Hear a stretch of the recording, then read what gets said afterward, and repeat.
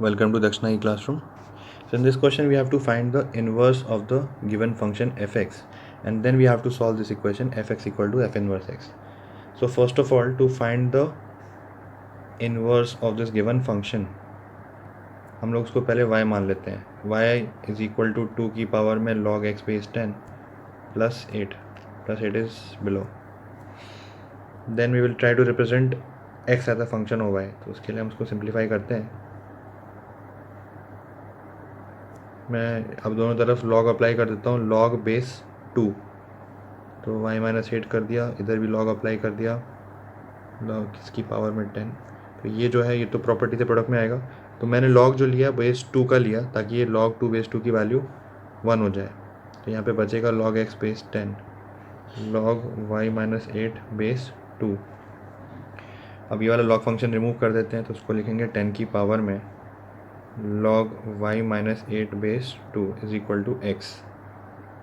ठीक है, तो मेरा यहाँ से फंक्शन आ गया x इज इक्वल टू 10 की पावर में log y माइनस 8 बेस 2.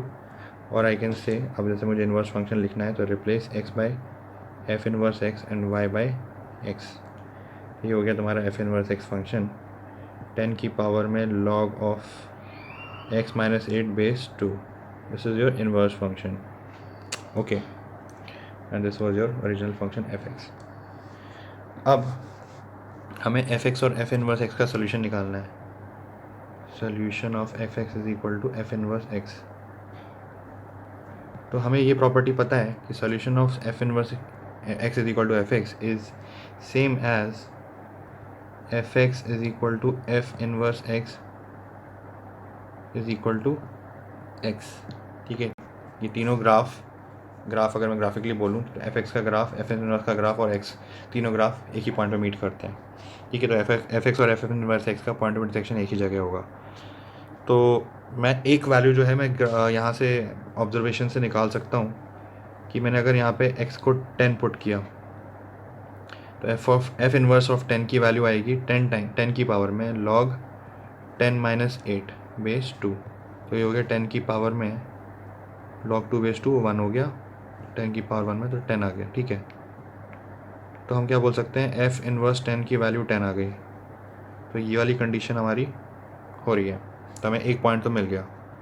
अब आगे और सॉल्यूशन है कि नहीं है वो हम ऐसे चेक कर सकते हैं दोनों का ग्राफ बना के.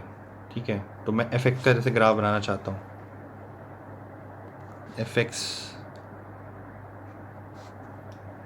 so fx was defined to us as 2 की पावर में log x बेस 10 प्लस 8. ठीक है, मैं यहाँ और ऐसे कर लेता हूँ, मैं x नीचे ले आता हूँ, x की पावर में log 2 बेस 10 कर लेता हूँ. तो ये fx है. तो मैं इसको पहले थोड़ी देर के लिए डिफ्रेंशिएट करके देखता हूँ इसका nature.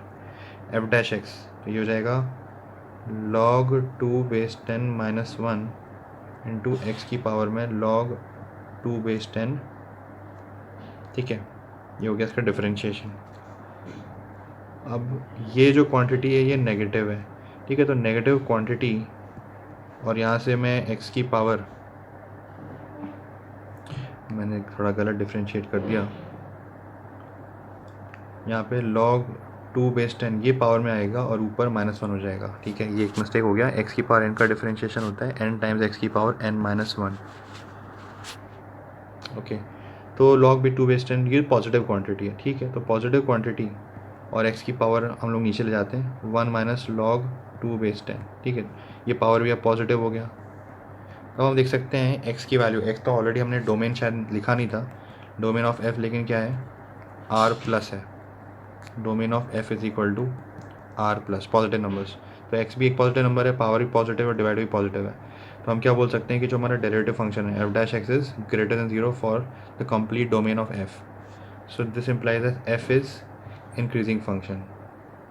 f is increasing function. तो इसलिए मैं उसका ग्राफ प्लॉट करूँगा.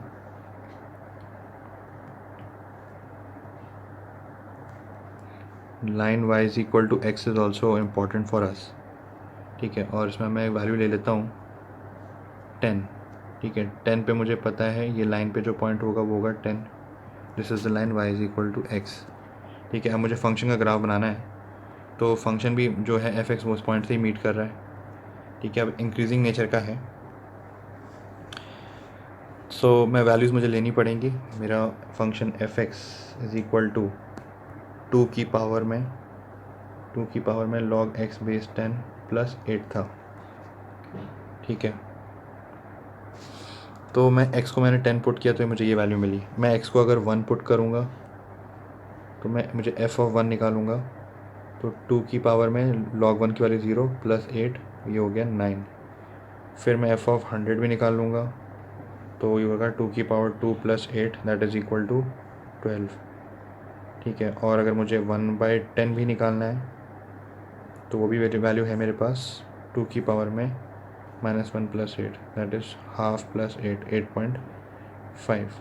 ठीक है, और अगर मैं ये अप्रोचिंग नेचर निकालूँ कि अप्रोचिंग टू 0 निकालूँ तो 2 की पावर में माइनस इन्फिनिटी बनने लगेगा 8, तो ये हो जाएगा almost 0 plus 8 that is 8। Okay, तो 0 पे ये 8 अप्रोच करने लगेगा, x की वैल्यू पे y की वैल्यू 8 अप्रोच करने लगेगी। तो मैं एक काम और करता हूँ, यहाँ पे 8 पे लाइन बना देता हूँ। Suppose somewhere here I have 8,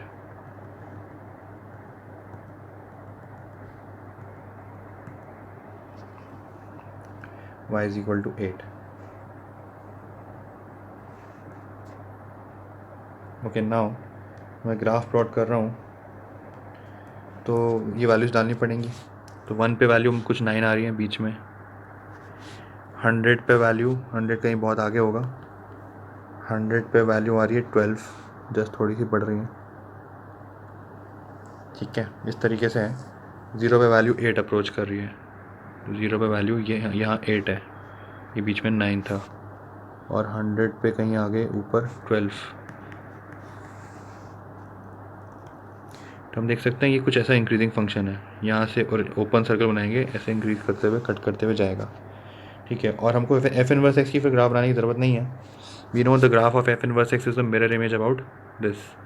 तो ये कुछ ऐसा ही ग्राफ बनेगा और ये इधर इंक्रीज कर जाएगा। तो जब इंक्रीजिंग नेचर का है तो दोनों ग्राफ जो है एक ही पॉइंट पे कट करेंगे। ठीक है, तो ग्राफ में हमें इतना जाने की ज़रूरत नहीं थी, मैंने प्लॉट कर दिया, बट ये फंडा था कि अगर ये इंक्रीजिंग है और दोनों एक पॉइंट पे मीट कर रहे हैं कि तुम्हारा जो एफ इनवर्स का ग्राफ है वो ऐसे जा रहा है, इंक्रीजिंग नेचर का है, और वो 10,10 सॉल्यूशन दिया, और एफ इनवर्स एक्स का मिरर इमेज रहेगा वो भी कुछ इस टाइप से बनेगा उस पॉइंट पे कट करते हुए। तो दोनों portion y equal to X के अपोजिट साइड्स होंगे, सिर्फ एक ही पॉइंट पे मीट करेंगे, so you will have only one solution. Okay, that is x is equal to 10।